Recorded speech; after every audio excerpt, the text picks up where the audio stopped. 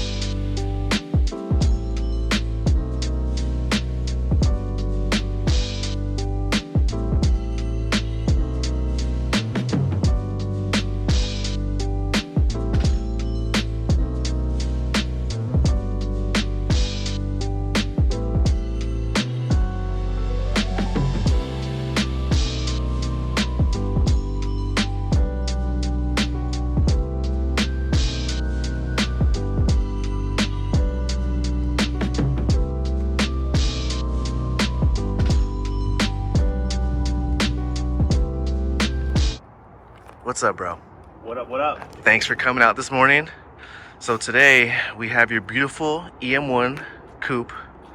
So tell me backstory of the car. Oh man, never owned an EM1, always wanted one, never could afford one as a kid. So, as I got older and I kind of grew out of the Honda scene when I was a kid, I tried picking up an EM1 a couple times. A couple boys around the street lived by me called Casperoni Boys. Yeah. Almost bought one of his, never did. Time goes by and I started a new job at a credit union, and the girl training me had a GTR. Oh wow. And I'm like, oh, that's a pretty nice whip. She's like, oh yeah, that's my husband's. I was like, oh, what does he drive daily? She's like, oh, he drives an SI. I'm like, what year? And she's like, a 99. I was like, tell him I'll buy it. Oh wow. Mind you, I met this girl 5 days prior. Yeah. And she laughed and she's like, he'll never sell it. Fast forward 2 years later, I get a text message. My husband's selling. You're the first one that asked. You got first dibs if you want it before he posted. Oh, I wasn't even in the market. I thought about it, called her back 2 days. I was like, oh, I'll bring you cash. I'll go pick it up. Yeah. It was clean title, matching VIN on the motor, so it's original motor. Perfect. That was the main reason why I picked it up. Yeah. A lot of 99, 2000 EM1s, they got B16s in it or K-swaps. But they're not the original motor, so yeah. That was a big push for me to, I might as well pull the trigger. Yeah. Nice. Yeah, I know a lot of guys that own EM1s, they always want the motor and transmission, all the VINs to match. Yeah. Especially in the fact if you want to sell it, that's like your big you'll have a little more power over anyone else selling another coupe. A little bit more value to some people, you know what I mean? A lot of people are just swapping them now, but to me, it meant something to me to have the original motor with the original trans with the VINs on it. Makes sense. So was black with the color you wanted originally? When I was younger, when I used to go to the IBOC meet back in the day, there was this blue one. It was an EBP, and it had a cage, and it had confettis in it. That's when I fell in love with confettis, and that's the reason why I bought confettis. And it was funny because I don't remember who it was. I tried looking it up too when I got back in the Honda game to see if I could find it. I don't know who it was, but I remember it was cage, it was an EBP, and I was like, man, that blue's pretty sick. But as I got older, when the black one came up for sale, I was like, you know what? I don't see a lot of black ones out there. Yeah. So I'll take it. But I'm on like car 18 or 19. Majority of them are all black. Okay. It's the worst color to get. Do not get black. It's hard to maintain. Yeah. I washed it at 7 o'clock and I had to wipe it down just because I got here. So you drive it. It's dirty and dusty. Instantly. But yeah, I like black, man. A lot of my cars are black, so. Okay. So how long have you been in the Honda community and culture? Man, first car I purchased was a Honda. Okay. EK, DAP EK, man. Oh wow. I picked it up at 18 years old, bought it off a used dealership, don't know what the heck I was doing. Didn't even know how to drive stick that great. But I grew up with my cousin in the Honda community, Fuji, and we used to roll with my cousin Augie, and my neighbor's boyfriend was heavily into the car scene. Okay. Racing, he would always go out for street racing. I always talk crap, so when I bought my hat, she would always push me to fix it up, do something. Rest in peace to K-Trey, man. He's no longer here, but he used to go kick it with Eric from Honda Fiend back in the day, so it's cool to see Eric still in the game in the scenes too. Okay. Solid nostalgia. And then my cousin, he had a Del Sol and an EX that we used to go to street races. So we were back in the days going to Ontario, just going to street races. I had a single cam, Yeah. a little squeeze nitrous on it, blew that motor, sold it. Yeah. Got into a couple of other EKs, picked up an Integra GSR. Been in the Honda community for a while when I was a kid. Got out of it.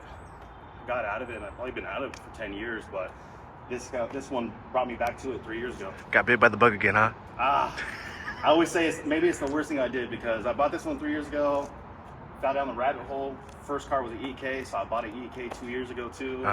Just picked up another Milano red EM1 not too long ago. Wow. I don't know if I should have ever got this. It was just a domino effect. Yeah, it was. Yeah. Nice. Okay, so the car, black, aesthetically on the outside. Tell me what's going on with the body. Just trying to keep it simple, man. I changed out the side mirrors, threw some TEs on it, went mag blues. I first started with some bronze TEs on it. Stop tech rotors all the way around with some stop tech brakes. Did the exceed lip. Exceed lip was a must for me. Threw the Honda emblem on the front grille, CTR headlights. It's pretty much from the outside when you look at it. Okay. Just try to keep it simple. I bought it with fog lights, so they're OEM. Oh, nice. So OEM fog lights, OEM harness. Worked out pretty well. Just try to keep it simple. It came with side markers. It had the amber side markers. It looked well for me when I had the bronze TEs on it. Okay. But when I put the mag blues on, I switched out to the clear ones. Nice. Yeah, I've always been 50-50 on the amber. Like if you have for like an EG, you have to have the amber corners with the amber side markers. And then if it's clear corners, you have the clear side markers to go with it. Yeah. The headlights, are they the chrome housing ones or the gunmetal ones? Yeah, they're the gunmetal ones, like the EK9 ones. Okay. CTR. Nice. So OEM one, CTRs. Yeah, I know those are pretty pricey nowadays, like $800, right? Yeah. I mean, you'll see them online sometimes for like $750, but tax, shipping, you're paying $900. Easy. Yeah. Okay. So I see the Toyo Tires banner. Are you sponsored by Toyo Tires currently? Yeah, this is going on 3 years with the EM1, and little changes here, little changes there. And this year I said, finally, I'll get a little bit more exposure on it. So I got a partial sponsorship with Toyo. Nice. Threw the banner on just a couple months ago, and then I got sponsored by Adams Polishes too as well. Nice. So use their products. I've always been a fan of them. And they have a store right down the street from my office. So it worked out pretty well. Nice. Okay. So TEs. So you went from, I remember seeing the bronze ones. Yeah. The mag blues just really set the car off so well. It's not too dark, but it's just right. Tires. What tires are you running? Toyos, 888 Rs. Okay. So wrapped around those. 15 by 8s plus 35 on the TEs. Running 225, 45, 15s on the rubber. Okay. Probably the most asked question on IG. Yeah. A lot of us EM1 guys is we get probably a DM from random people across the world asking, what's your wheel setup? What's your wheel setup? What's your wheel setup? Yeah. 15 by 8 plus 35. Oh, nice. 45, 15. Okay. Yeah, I feel like between 32 and 35 is a good margin for offset. Yeah. Like I was telling you earlier, with my Mugans, it's plus 52. I have to run almost a 12 millimeter spacer just to get it. Yeah, you got to dial it in with different spacers. Yeah. Luckily, no spacers on this one. The TE's 15 by 8s. Okay. They fit pretty nice. And then suspension. What are you running on suspension-wise? Nothing crazy. I have the Skunk 2, I think it's called like the Pro ST. Okay. I forget the name of it, but it's 32 adjustable. Nice. Damper. Okay. And then the rear. Cambers, front and rear camber kits. LCAs in the back. I have a ASR subframe in the back too as well. Okay. Blocks sway bar in the back too as well. Okay. Yeah. Nice. Apex exhaust, World Sport 2. I was always a fan of those. They always sound really good. I bought it for the reason mainly because one, I like the look and aesthetic of it, but it's also quiet. Yeah. The majority of us guys are in our 30s, 40s. Yeah. We don't want to get pulled over by the cops. No. We need it back in the game for that reason. So Right. I didn't want to sound it too ricer. It's not built motor, like fully built motor. So Okay. Just try to keep it clean and quiet and stock. Yeah, I remember I used to run a Buddy Cup Spec 2 on a semi-built GSR on my EG. It was stupid loud. Yeah. You would hear me 5 blocks away. Yeah. And then I got rid of it. It's a different story. We can go as loud as we want on that one, but this one, it's a cruiser. Yeah. It's a cruiser, so keep it quiet. Nice. Okay, and then interior-wise, what do we have going? Interior, like I said, I threw the confettis in. Those were something that took a while for me to pull the trigger on. Okay. Not that they're expensive, but I mean, they do cost a pretty good penny these days. Spoon hub, spoon steering wheel, spoon shift knob. Change out the shifter. Okay. Got a mint cluster from one of my buddies who sold me one, which was hard because a lot of the EM1s are faded, so SI clusters are pretty popular out there. Okay. It's hard to find ones that are in mint condition. Yeah. Nothing crazy. Nothing crazy. Yeah, it's very... I wanted to keep it simple. Yeah, it looks very simple, like you said. You know, block off. It looks just OEM plus. Yeah. Once about the seats, though, I did pull the trigger, and I got the Brid super low rails, so... I'm a big dude, so I want to sit as low as possible, and those Brid super lows they're quite different. Nice. You're planning on putting a cage or a bar at all, or just leave it as it is? No cage, no bar. Okay. Just because of the fact that I'm not tracking this thing, and I'm not taking down the street. Okay. Just cruiser. This is the nice. cruiser. It's the abuser, I always say. Yeah, it's definitely a nice cruiser car, because every event I've seen it, the car just always looks perfect. Thanks, man. I love it. One thing I did notice is the mirrors. Oh yeah, I put the spoon glass on the side mirror, spoon glass on the rear view mirror too as well. Nice. Yeah, blue tint is so good at night, or like, you know, when you get the reflection from the light or sun. Oh, it's so blinding. Yeah, you know, I didn't really notice a big difference when I first threw them on. Yeah. I was like, whatever, it's cool. And then I get in the other car, and it's like, oh, you can tell the difference. Yeah. Antenna delete, just little stuff, man. Just little stuff. I like the mud guards. Left the mud guards on. Yeah, I know those mud guards now are almost hard to find nowadays. Well, for DCs, you can't find them. You can find the front ones for pretty cheap these days. I think currently there's someone selling for $40, brand new. Okay. Still. Yeah. The rear ones are the expensive ones. Okay. Especially for EKs too. Yeah. Yeah, I know. I looked on on Checkered Motorsports or ICB. You can find the antenna block offs, side markers, little things that are still affordable that, you know, they're never going to run out. But the bigger parts, like you said, like the rear mud flaps, or like even going to Honda and getting a cowl, those things are just hard to come by. You know what? It's funny, like everything has gone up in price, but like even in the last 2 years, because I bought this brand new cowl a year and a half ago, and just from the last year and a half, 18 months, it has already gone up in price. Yeah.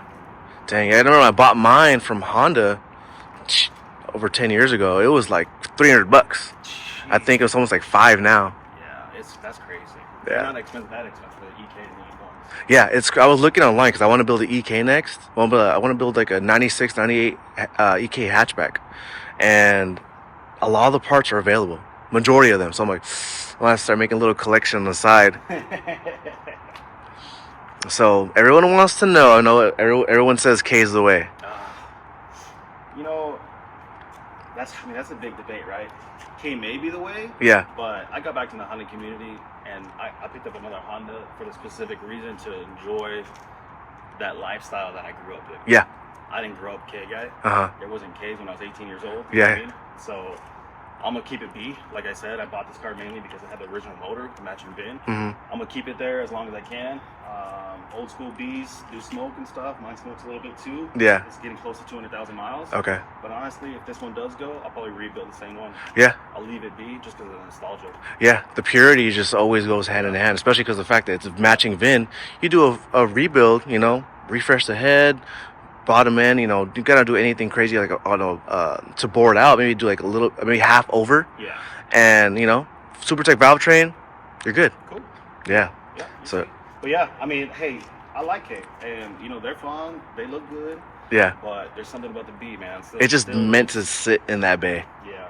Just the way it looks when you pop the hood, just the way it looks. It reminds me of my childhood. That's why. Yeah. So let's see what's under the hood. So you said it's B, and you guys, this engine bay, every time. Always a little dusty.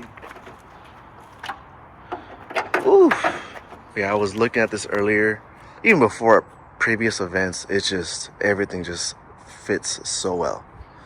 So you have the stock B16 is the A2, right?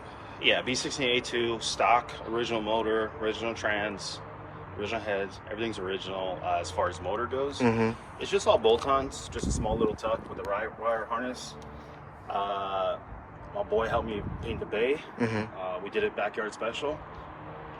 It's not perfect, but it comes out just the way I liked it. It worked for me. Kind of old school, man. I just wanted it simple, like Yeah. not full shave, not full tuck, just Mhm. a minor tuck. I wanted that like street tuner cruiser look. You know what I mean? Oh yeah, yeah. Recently, did the valve cover, mag blue. Ooh. Powder coat guy did his best to match the wheels. So if you get in the sun, you can kind of see there's a resemblance between the two. But Yeah. Let's see. Here's the valve cover, and then the wheel. What do you guys think? I think it's pretty spot on. just something different. You know what I mean? Yeah. I had the black wrinkle, I had the red top, so just try to change it up every once in a while. Okay. Man, quick rundown. Digi Dizzy, probably the first thing that's different is the Digi Dizzy that you guys see there. On the side, try to go new school, old school. So keep the old school motor with a little bit of new school flair. Mhm. So I got the coil packs on there with the titanium covers, little spoon accessories, spoon strut bar, spoon oil cap, spoon radiator cap, CSF radiator, AN lines. Right now rocking the GTR headers, Dude, these headers are sick. passport mounts. And then my boy Jason, shout out to him, he hooked me up with the titanium intake. Been bugging him for a while. He finally let me come through and pieced it up together for me. I went with the Grady attachments to it, Mhm. filter and clamps and The couplings. coupler. How? And then another thing is I try to do as much titanium as possible. So Mhm. I did all the G development bolts, nuts, screws, whatever you yeah. call them, all of them, all the way around. Intake manifold, exhaust, Wow. top end, strut towers, passport. I mean, the motor mounts all have G development. Wow. So Yeah, you can even see it right here on the tranny. try to do as much as I can. Yeah. Keep it clean, keep it simple, nothing crazy. Mhm. Big thing is me is I don't want to go too many of one color. I don't want to go different colors too as well. So I try Yeah. to keep it like a theme of just keep it under radar. Yeah. 1 or 2 colors. That's it. It looks really good. Manifold is Skunk 2. Okay. Yeah, Skunk 2 sits a little bit lower. Mhm. I had the Pro. I think this one's I believe it's called the Street now. I think so. When I painted the bay, I took off the booster, resprayed that. Okay. Did a new fuel lines from the tank with a fuel filter. Mhm. Did a Skunk 2 throttle body, AEM fuel rail, fuel pressure, AEM gears too on the side. I get knocked for this, but I did take off the timing belt covers, top and bottom. My homie who works Oh, on my that's scary. car forbidden me to do so, but I mean, I told him that old school look, man. I want to like I clean the motor as best as I can. It's not Mhm. perfect, but I want that old school raw look. Yeah, I love it. So I don't drive it too much. It's just a cruiser, so I'll take my chances. I'll probably throw back on the time cover, Yeah. at least on the bottom end. Yeah, that's what I did. Protect it. Yeah, I remember when on my old GSR and then even on my B16B right now, I rock the bottom one just in the event if a Yeah. small rock might get in there. Yeah. But if you don't drive the car too often, then you really have too much to worry about. But it looks so freaking good. Oh man. Little by little, man. Yeah. Just a little here, a little there. Anything else you plan on changing on the bay itself at all? On the bay itself, you know what? I'm always still looking for another set of headers. Okay. These are cool for time being. I definitely wanted to change out my headers. For the last couple of years, I had the JDM ITR ones. Uh-huh. I Cerakoted them. And I seen that. powder coated. Yeah. So I had like a little wrinkle black powder Cerakote theme last year. Uh-huh. But since Jason got me the titanium intake, I wanted to go for a little bit more raw looking color. Okay. So I tried to tie in the headers and the intake together. Nice. Currently. But as far as the bay goes, no. I'll probably leave it like this. You were talking about brake lines earlier. Mhm. That's probably something down the road. Okay. Redo the brake lines. But probably nothing else, man. Yeah. When the motor goes out on me, I'm not gonna do like I'm not gonna just do a basic refresh. I'll probably build a B16. Okay. Probably be wasting my money, but I want to preserve this one and keep it strong. So might as well have a little bit of fun with it too. Yeah. Yeah. I Exactly. want to put nitrous on it actually. Ooh. If when the motor's done and Mhm. I do build it, I do want to put nitrous on it. Okay. Just not because I want to spray all day. Yeah. But just because it reminds me back of my old Okay. school days. Like a 50 shot. Something little. Yeah. Something fun. Yeah. Something fun. Yeah, my cousin, he has a drag CRX K swapped on a 200 shot. And I'm like, dude, that's crazy. But you know, everyone has their ways and means of adrenaline. Yep, yep. And a 50 shot is perfect, especially on a street car. Yeah. But oh man. And then what engine management are you running? You know what? I'm on a Chip P28, man. Chip Nice. P28. Okay. Nothing crazy. I do not have Honda on this one. Okay. Just a cheap Chip P28. I didn't have to run Honda with a Digi Dizzy.